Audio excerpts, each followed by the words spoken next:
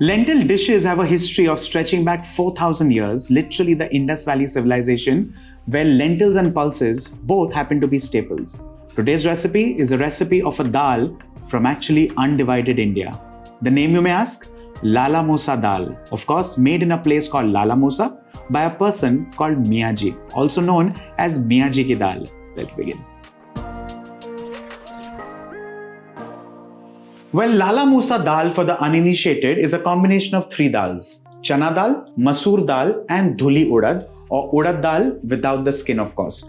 You wash them nicely 3-4 times in running water and then you soak it overnight so that the cooking time is kind of in check.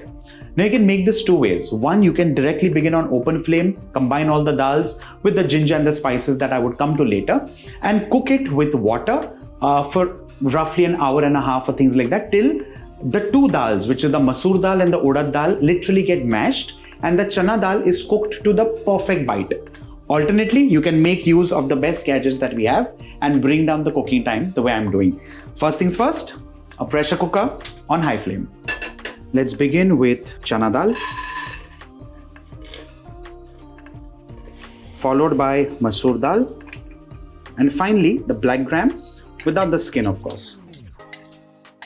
To this, I'm adding in a knob of ginger and I'm deliberately keeping it whole because once the dal is cooked, we can pull that out. A couple of chilies whole, a touch of turmeric powder and some salt.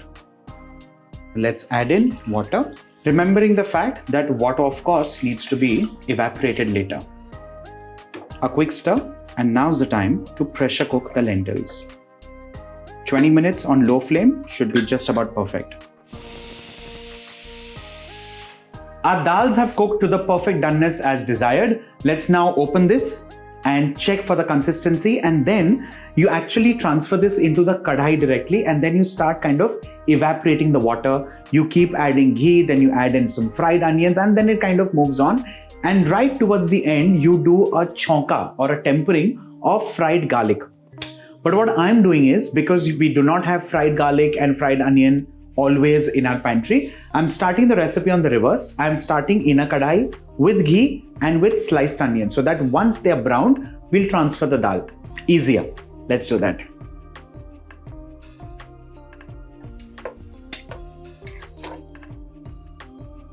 While the chilies in this recipe can remain, remember to pull out the knob of ginger. Let's move this out and bring in the kadhai. Let's turn the flame on and begin with ghee. And in this case, lots of ghee. Let's begin with red onions sliced and wait for these to turn beautiful golden brown in color. When the onions just kind of begin to turn golden brown in color, let's add in the garlic so that they can now brown together.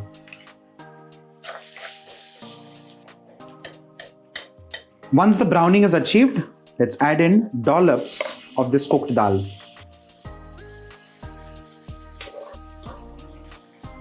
A quick sprinkling of black pepper powder, and along with this, roasted cumin powder.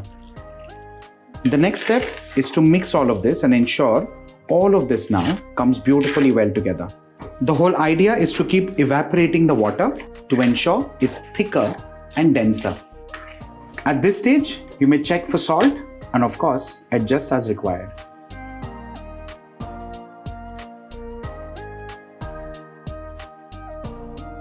Once the ghee starts releasing from the sides of the pan, that's a true sign that the Lala Musa Dal is done and ready.